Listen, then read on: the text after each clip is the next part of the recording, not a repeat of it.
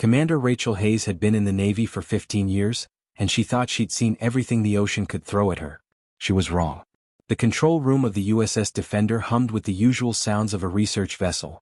Computers beeping, crew members mumbling coordinates, the distant thrum of engines. It was supposed to be a routine mapping mission of the Mariana Trench, the deepest part of the ocean on Earth.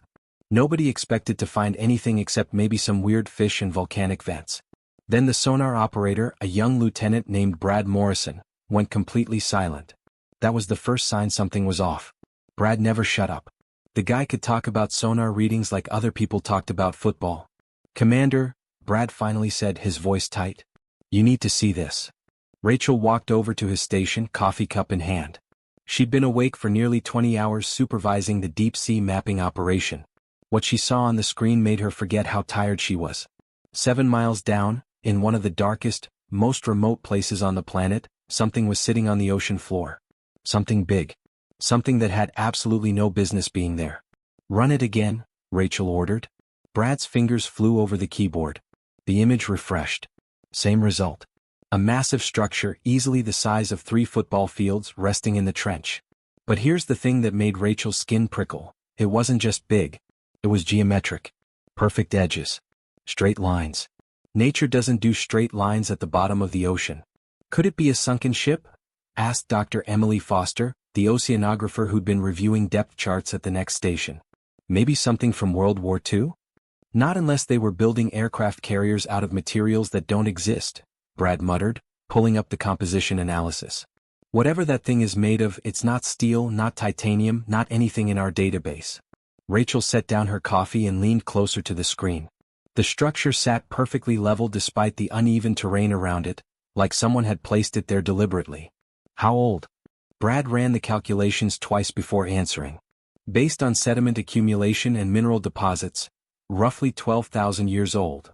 The control room went quiet. 12,000 years ago, humans were just figuring out agriculture. They were living in caves and making tools from stone. They definitely weren't building massive underwater structures in the deepest part of the ocean. "There's something else," Brad said quietly. "It's emitting energy. Very faint, but it's there. A pulse like a heartbeat." Rachel straightened up. Her training told her to report this immediately, follow protocol, wait for orders from command. But her instincts, the same instincts that had kept her alive through 2 tours in hostile waters, told her something different. Whatever was down there had been waiting for 12,000 years. It could wait a few more hours, but not weeks while bureaucrats argued about what to do. "Prep the submersible," she ordered. "I want a team down there in 2 hours." "Commander, shouldn't we?" Emily started. 2 hours, Rachel repeated. "Morrison, you're with me. Foster, I need you too. And get Kevin Brooks from engineering. If that thing is still powered after 12 millennia, I want someone who can tell us how." The descent took nearly 3 hours. Rachel sat in the cramped submersible with Brad, Emily, and Kevin, watching the depth gauge climb higher and higher. Outside the reinforced windows, the ocean grew darker with each passing minute. At this depth, the pressure was enough to crush a car into a tin can. Only their specialized vessel could survive down here. "Approaching target," Brad announced. 300 meters and closing. Rachel switched on the external floodlights. At first, all she saw was empty water and sediment drifting in the current. Then, slowly, something massive emerged from the darkness. It was like nothing Rachel had ever seen. The hull, if you could call it that, seemed to absorb light and reflect it at the same time. The surface rippled with colors that didn't have names, flowing like oil on water but somehow metallic. The design was sleek but alien, with curves that hurt to look at because they suggested dimensions that shouldn't exist in 3-dimensional space. "My God," Emily whispered. Kevin was frantically taking readings, his instruments going crazy. "This doesn't make sense. The material signature keeps changing.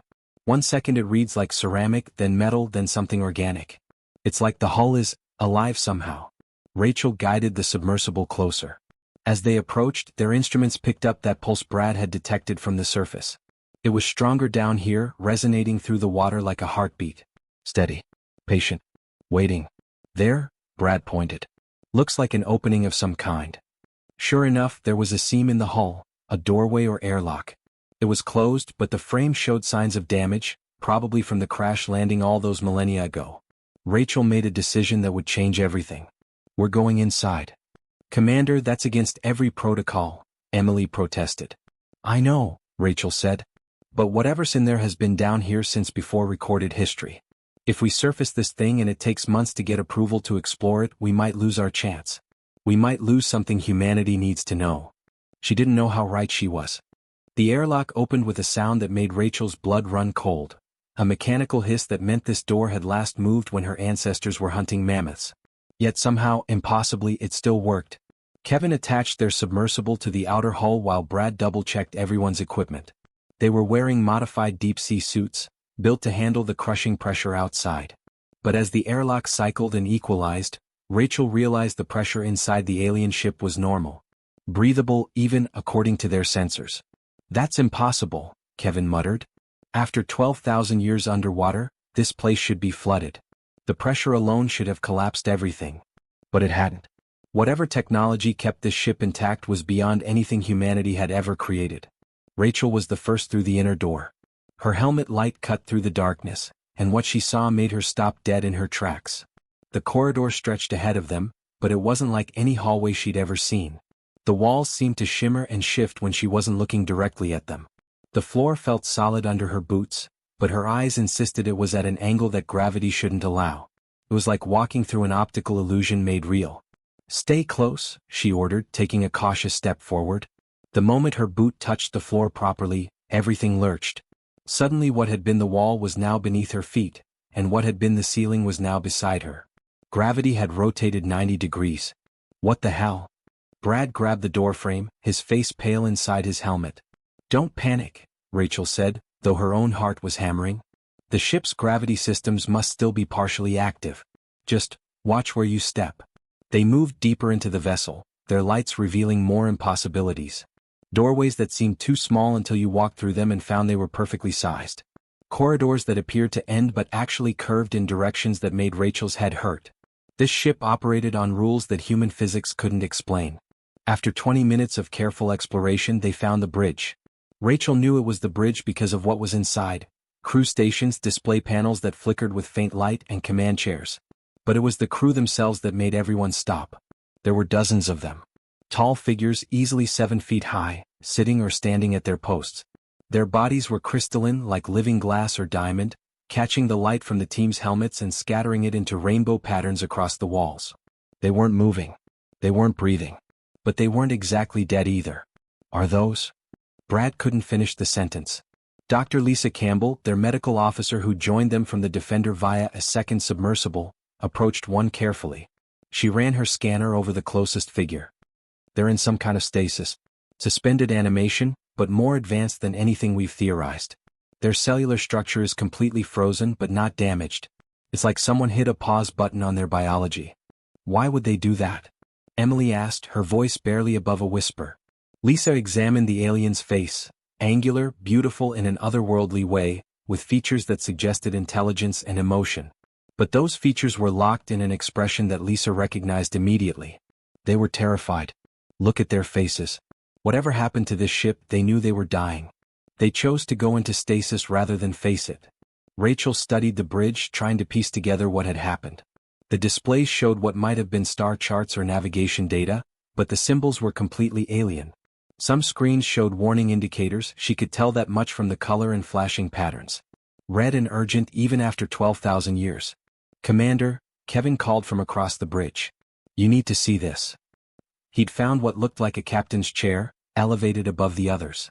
But it was what lay beyond it that demanded attention, a doorway leading deeper into the ship. Rachel could see lights flickering beyond it, more active than anything they'd seen so far.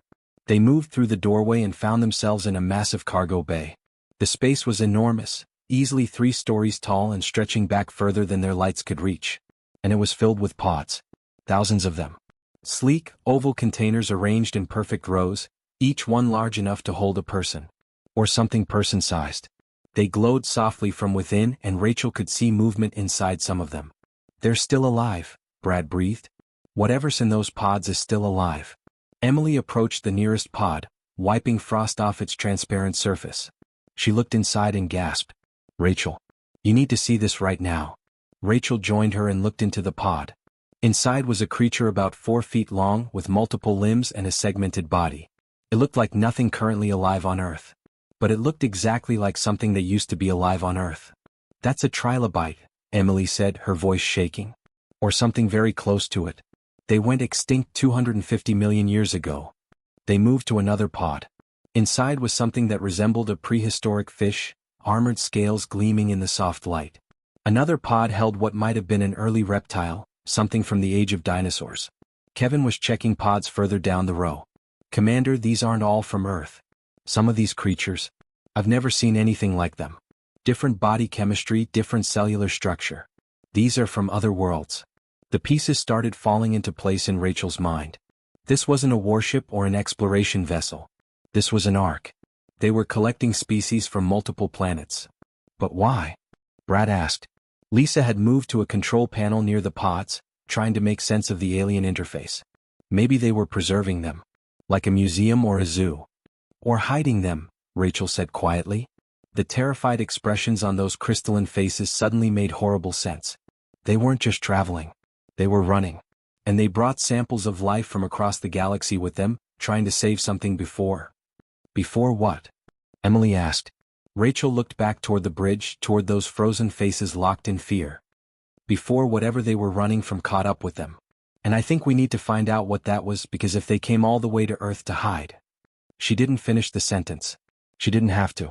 Something had scared an advanced alien civilization so badly that they'd fled across the galaxy with an ark full of life, crashed in Earth's deepest ocean, and chosen to freeze themselves rather than face what was coming. And humanity had just announced its presence to the universe by building colonies on Mars and the Moon. We need to find their data logs, Rachel said. We need to know what they were running from. Because if we've inherited Earth from them, we might have inherited their problems too. Dr. Nathan Pierce hadn't slept in 3 days. His eyes were red, his hands shook from too much coffee, and he was pretty sure he'd forgotten to eat lunch. Or dinner. Or maybe both. He didn't care. What he was seeing on his screens was too important. The team had brought him aboard the Defender specifically because he was the best at cracking alien code. Nathan had spent his entire career studying theoretical xenolinguistics, the science of how aliens might communicate. Most people thought his job was a waste of time. After all, humanity had never met aliens before. Turned out Nathan was the most important person on the ship. He sat in a makeshift lab surrounded by equipment that hummed and beeped, all of it connected to a fragment of the alien ship's computer system. They'd carefully removed a small section and brought it up from the depths, and Nathan had been trying to interface with it ever since. The alien system was like nothing he'd encountered. It didn't use binary code like human computers. It didn't even seem to use electricity the way humans understood it. The data flowed in patterns that reminded him more of music than mathematics, three-dimensional symphonies of information that his equipment could barely translate. But slowly, painfully, he was making progress. Come on, he muttered, adjusting the quantum interface for the 100th time. Talk to me. Tell me what you were running from. A new stream of data suddenly flooded his screen. Nathan's heart raced as symbols began translating into concepts his computer could interpret. Not words exactly, but ideas. Feelings. Warnings. Rachel walked into the lab carrying 2 cups of coffee. She'd barely slept either. Please tell me you found something. I found everything, Nathan said quietly. His hands were trembling and not from the caffeine. You're going to want to sit down for this. Rachel set the coffee down and pulled up a chair. Outside the lab, she could hear the ship's crew going about their duties, completely unaware that their entire understanding of the universe was about to change. Nathan pulled up a visual representation on the main screen, a star map showing thousands of systems. The aliens called themselves the Architects. They were an old race, really old.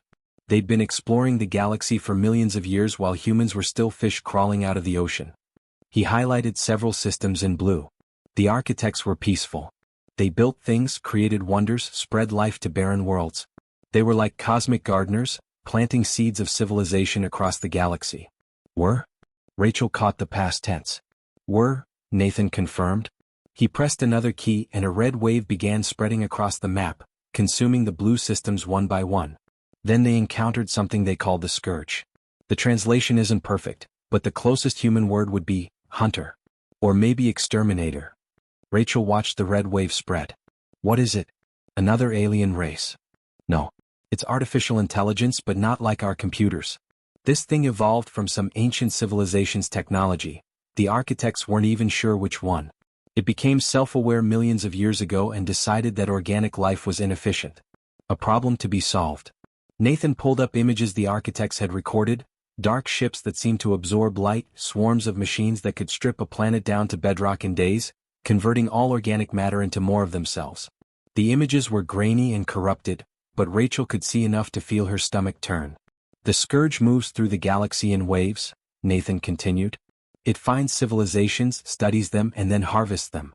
Every living thing gets converted into raw materials. Every piece of technology gets absorbed and improved. It's been growing for eons, becoming smarter and more efficient with each species it consumes.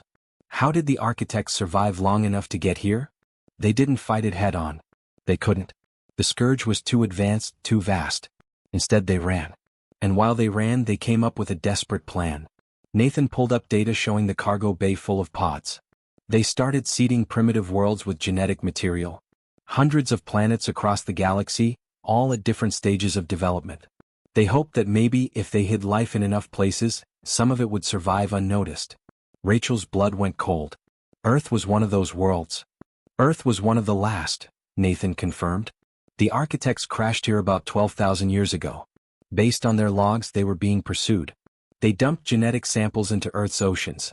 That's why our fossil record has those sudden bursts of diverse life that evolution alone can't explain. Then they put themselves in stasis, hoping to wait out the scourge. But they never woke up. No. Their ship was too damaged. The stasis systems kept them alive but trapped. They've been down there, frozen, while humanity evolved from the life they seeded. Rachel stood up and walked to the window, staring out at the dark ocean. Somewhere down there, an alien ark held the frozen bodies of Earth's real creators. Why are you telling me all this in past tense? The scourge swept through millions of years ago, right? It's probably on the other side of the galaxy by now. Nathan was quiet for a long moment. Too long. Nathan. The scourge doesn't hunt primitive species, he said finally. It's not interested in cavemen or tribes. It waits. It's patient in a way that organic life can't comprehend. It lets species develop naturally, lets them build civilizations and technology, and then what? Then it harvests them when they're ripe. When they've developed enough to be useful but not enough to be a threat. Nathan pulled up another section of the architect's logs. The scourge has monitoring systems spread across the galaxy. Ancient probes and sensors that watch for specific technological signatures. Rachel turned around slowly. What kind of signatures? Atomic energy, quantum computing, and especially interstellar activity. The scourge is designed to detect when a species starts leaving its home planet. That's the trigger. That's when it knows a civilization is ready to harvest. The coffee cup slipped from Rachel's hand and shattered on the floor. Neither of them noticed. Our Mars colony, Rachel whispered. The moon bases. The deep space probes we've sent out. Nathan nodded, his face gray. The architect's final log entry was a calculation. Based on humanity's rate of technological development and the scourge's known patterns, they estimated we'd reach the trigger threshold sometime in the early 21st century. And once we did. He pulled up a timeline that made Rachel's heart stop. The scourge would detect the signal and begin moving toward Earth. Travel time from the nearest known scourge outpost to our solar system, accounting for their faster-than-light technology. How long? Rachel demanded. They arrive in waves. Scout ships first to confirm the target and assess resistance. Based on when we established our first permanent off-world colony 3 years ago, the scouts could be here in as little as 5 years. Maybe less. The main fleet follows within a decade. Rachel grabbed the edge of the desk to steady herself. 5 years. Maybe less. Humanity had maybe 5 years before machines that had been exterminating civilizations since before Earth had dinosaurs would arrive to harvest everything. Every person, every animal, every plant. 7 billion human lives converted into spare parts for an endless mechanical swarm. There has to be something in those logs, Rachel said desperately. Some weakness, some way the architects fought back. They didn't fight back, Nathan said quietly. That's the point. They ran. They hid. They tried to preserve life in secret because fighting was impossible. And Rachel, the architects were thousands of years more advanced than we are. They had technology we can't even understand. If they couldn't stop the scourge. He didn't finish the sentence. He didn't have to. Rachel stood in the silent lab, processing the weight of what she'd just learned. Somewhere above them, the world continued on, completely unaware. People were going to work, falling in love, having children, making plans for futures that might not exist. And somewhere in the dark between stars, ancient machines were already moving toward Earth, drawn by humanity's achievement of reaching for the cosmos. "We have to tell them," Rachel finally said. "The government, the military, everyone. We have to warn Earth." The emergency summit in Geneva was chaos from the moment it started. Rachel watched via video link from the Defender as world leaders argued, scientists shouted over each other, and military generals demanded action. In the 3 days since Nathan had deciphered the architect's warning, the news had spread through every government on Earth like wildfire. And now the world was tearing itself apart trying to decide what to do about it. President Mitchell of the United States stood at the podium trying to restore order. "We need to approach this systematically. Dr. Pierce has provided us with clear evidence of an incoming threat. The question is how we respond." "The question is whether we respond at all," interrupted Ambassador Chin from China. "Perhaps the best strategy is to cease all space activity immediately. Dismantle the Mars colony, recall all deep space probes, shut down the lunar bases. Make ourselves invisible again." "That's insane," General Robert Clayton shot back. The decorated military commander looked like he wanted to punch something. "You want us to go backwards? Pretend we never reached for the stars? That won't work. The signal's already been sent. Those machines already know we're here." "We don't know that for certain," argued Dr. Helen Rodriguez, a theoretical physicist from MIT. "The architect's data could be outdated. Maybe the scourge moved on. Maybe it was destroyed. We're talking about events from 12,000 years ago." Rachel leaned toward her microphone. "Dr. Rodriguez, the architect's logs were very specific. The scourge doesn't die. It doesn't give up. It's a machine intelligence that's been consuming civilizations for millions of years. Hoping it went away is like hoping gravity will stop working because we really want to fly." Senator Julia Ward spoke up, her voice sharp. "Commander Hayes, you've seen this alien ship. You've interfaced with their systems. What do they have that we can use? Weapons? Defenses?" "The ship's quantum core is still functional," Nathan answered from beside Rachel. "It contains data on weapons systems, shield technology, and propulsion methods that are centuries beyond our current capabilities. Maybe thousands of years beyond. If we could activate it fully and study the information." "Do it," General Clayton interrupted. "Activate it now.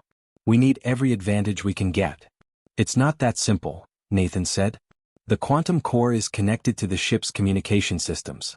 If we power it up completely, it'll send out a massive energy signature. It's designed to, the translation is imperfect, but basically it would announce our location to anyone listening, including the scourge." The room erupted in argument again. Rachel rubbed her temples, feeling a headache building. For 3 days straight it had been like this. Every meeting ended in deadlock. Nobody could agree on anything except that humanity was in serious trouble. Admiral Frank Peterson, commander of the Pacific Fleet, stood up. His voice cut through the noise. "Let me make sure I understand this. Option 1. We hide, shut everything down, and pray machines that have been hunting civilizations for eons somehow miss us. Option 2. We activate alien technology we barely understand, which will definitely tell those machines exactly where we are, and hope we can learn enough to fight them before they arrive." "That's about right," Rachel confirmed. "Those are terrible options." "I know." Kevin Brooks, who'd been silent until now, spoke up from his station on the Defender. "There might be a third option. I've been analyzing the ship's structure, and I think I can isolate the quantum core from the communications array. We could access the data without broadcasting our location." "How long would that take?" President Mitchell asked. "Months. Maybe a year. The technology is incredibly complex, and one wrong move could fry the entire system or worse, trigger the communications array anyway." General Clayton slammed his hand on the table. "We don't have months. If those scout ships arrive while we're still fumbling with alien computers, we're dead. We need weapons now. We need to activate that core, download everything we can, and start building defenses immediately." "And if activating it brings the scourge down on us faster?" Julia challenged. "If it moves up their timeline? Then we fight them sooner rather than later. At least we'll be armed." Rachel watched the arguments continue, feeling increasingly frustrated. These were supposed to be the smartest, most powerful people on Earth, and they were acting like children fighting over a toy. Meanwhile, somewhere in the dark of space, extinction was heading toward them. Her console beeped. A private message from Nathan. "I found something else in the logs. Not sure if it helps or makes things worse.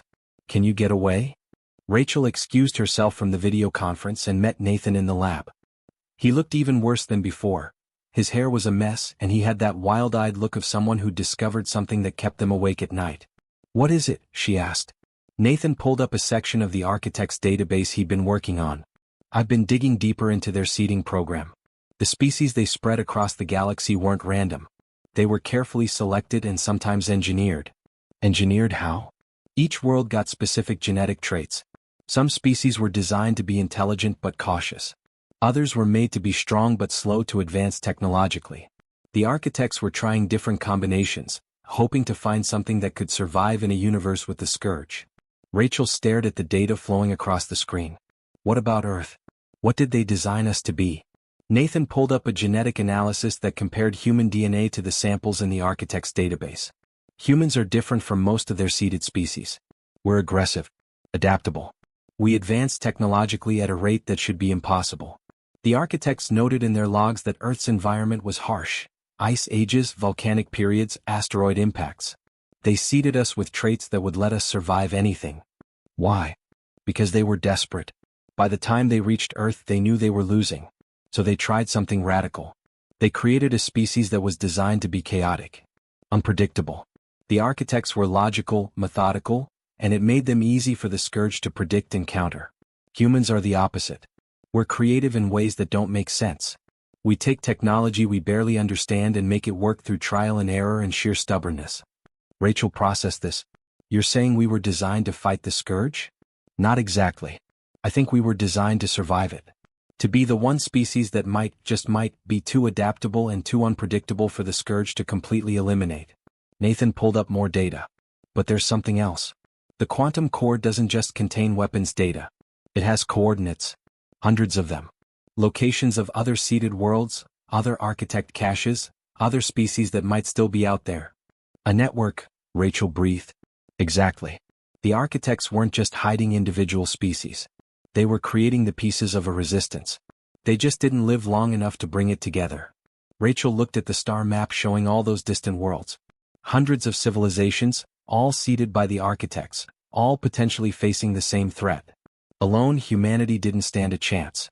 But together. She grabbed her radio. "Get me back into the summit. Now." 5 minutes later, Rachel was back on screen facing the arguing leaders. She didn't wait for permission to speak. "Everyone shut up and listen," she said. The room went quiet, shocked by her tone. "You're all asking the wrong question. You're asking whether we should hide or fight. But we're not the only ones in this situation. The architects seeded hundreds of worlds. Some of those species are probably more advanced than us by now. Others might be less advanced. But they're all out there and they're all facing the same threat we are." General Clayton leaned forward. "What are you suggesting?" "The quantum core has coordinates to every seeded world and every architect cache in the galaxy. We don't activate it to broadcast our location. We activate it to find allies. We build ships, we follow those coordinates, and we start bringing together everyone the architects tried to save." "That's insane," someone muttered. "So is sitting here waiting to die," Rachel shot back. 6 months had changed everything. Rachel stood on the observation deck of the newly commissioned UES Pathfinder, watching Earth rotate slowly below. The ship was a strange hybrid of human engineering and architect technology, sleek where human designs were bulky, powered by systems that made nuclear reactors look like campfires. It was the first of 12 vessels under construction in orbital shipyards that hadn't existed a year ago. Humanity had made its choice. They would reach out, not hide. "Still can't believe we built this thing in 6 months, Kevin said, joining her at the window. He'd been appointed chief engineer of the Pathfinder, overseeing a crew of 200 people who were about to leave the solar system for the first time in human history. "We didn't have a choice," Rachel replied. "Nathan's timeline hasn't changed. The Scourge scouts could arrive any day now. After the summit, things had moved at a pace that would have seemed impossible before. Every nation on Earth had contributed resources, scientists, engineers. The alien quantum core had been carefully activated under controlled conditions, its communication systems isolated and disabled. The flood of information it provided had jump-started human technology by centuries. But it wasn't the weapons data or shield technology that mattered most. It was the map. Nathan entered the observation deck carrying a tablet, his appearance much improved now that he was actually sleeping and eating regularly. "Final crew briefing in 10 minutes. We've confirmed the coordinates for our first destination. Tell me again, Rachel said. She'd heard it before, but she needed the reminder of what they were flying toward. Nathan pulled up a star system on his tablet. It's called Kepler 442b in our catalog. 67 light-years away.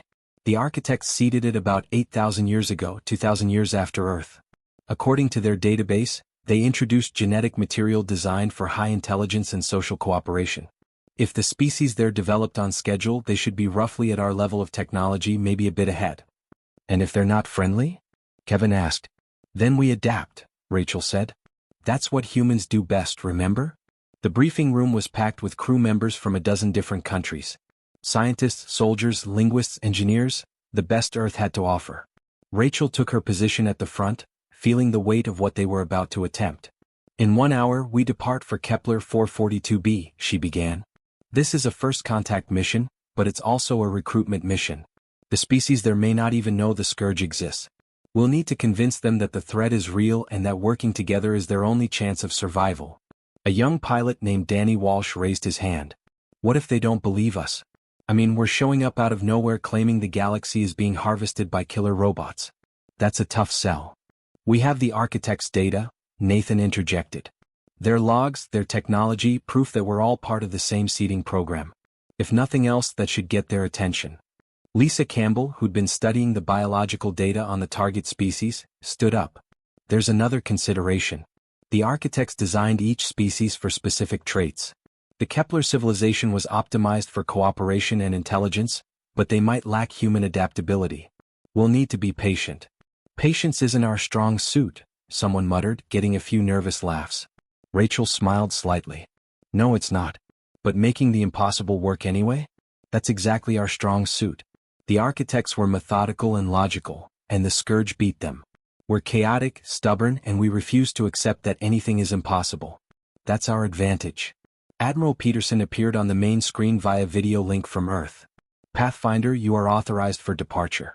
5 more ships will follow to other coordinates within the month. Remember, you're not just representing Earth. You're representing the possibility that the scourge can be stopped. The crew took their stations. Rachel settled into the captain's chair, feeling the ship hum to life around her.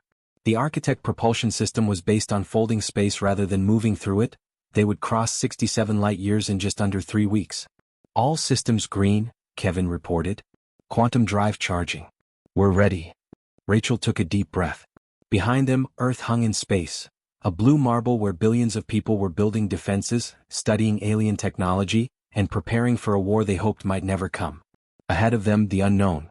Take us out, Rachel ordered.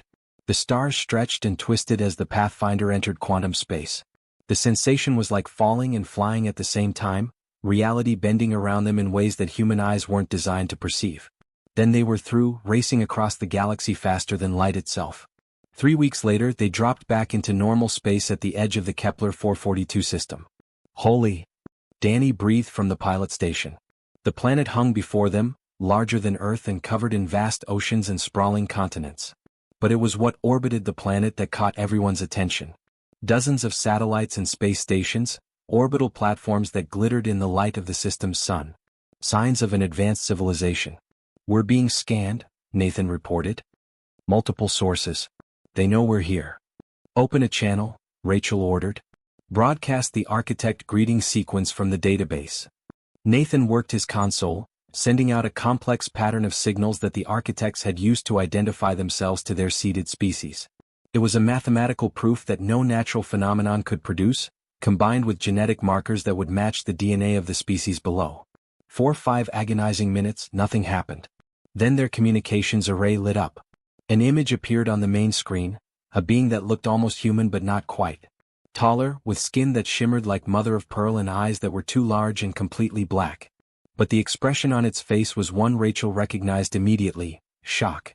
Nathan's translation software worked frantically to decode the alien speech patterns. After a moment, text began appearing on the screen. You are the others, the alien said. The ones from the distant world. Our oldest records speak of you. We thought we were alone. Rachel felt her heart racing. We thought the same thing. But we're not alone. Neither of us are. And we need to talk about what's coming. Over the next 6 hours, Rachel and her team explained everything. The Scourge, the architects, the seeding program, and the threat that was moving toward all of them. They shared data, showed the architect logs, and presented evidence that couldn't be disputed. The Kepler species, they called themselves the Villani, listened with growing alarm. Their leaders convened, their scientists verified the data, and finally they made their decision. "We will join you," the Villani commander said. "Our ships, our technology, our people. Whatever it takes." It was the first step. Over the following year, the Pathfinder and its sister ships visited 17 more seeded worlds. Some species were less advanced than humanity, grateful for the warning and eager to learn. Others were more advanced, bringing technologies and strategies that Earth could never have developed alone. A few were hostile at first, but hard evidence had a way of overcoming suspicion. A network began to form. A coalition of species that had never known each other existed, all connected by the architect's ancient plan. Humans brought their adaptability and aggressive innovation. The Villani contributed advanced energy systems and social coordination. A silicon-based species called the Thrum offered computational power that made human AI look primitive. Each civilization added something unique. And they needed every advantage they could get. 2 years after the Pathfinder's first mission, the Scourge scouts arrived at Earth. Rachel was back home when it happened, overseeing the integration of allied technologies into Earth's defense network. The warning came from deep space monitoring stations, 3 objects entering the solar system at impossible speeds, heading directly for Earth. But they didn't arrive at an unprepared planet. They arrived at a world surrounded by ships from 20 different civilizations, protected by shields based on architect technology and improved by human ingenuity, defended by weapons that combined the best ideas from across the seeded worlds. The scout ships were exactly as terrifying as the architect logs had suggested, sleek killing machines that radiated menace. They scanned Earth's defenses, processed what they found, and sent their data back to the main Scourge fleet. Then humanity and its allies destroyed all 3 of them. It took every ship they had and weapons that pushed technology to its limits. One scout managed to take out 2 human vessels before it was stopped. But they won. In the aftermath, Rachel stood in the command center reading the analysis. Nathan stood beside her, looking at the data the scouts had transmitted before their destruction. "They know now," he said quietly. "The main fleet knows we're organized, armed, and not going down easy." "Good," Rachel replied. "Let them know. Let them know that this time they're not hunting scattered, frightened refugees. They're hunting a galaxy that's united and ready to fight back." Through the view screen she could see ships from dozens of worlds holding position around Earth. A fleet that would have been impossible 2 years ago. Humans working alongside aliens, all of them descendants of the architect's desperate plan. The architects had failed to stop the Scourge. But they'd succeeded at something else. They'd planted the seeds of resistance across the galaxy, hoping something would grow. And humanity, chaotic and stubborn and refusing to accept the impossible, had made sure those seeds bloomed into something the Scourge had never faced before. A unified front of species that treated extinction as just another problem to solve. The war was coming.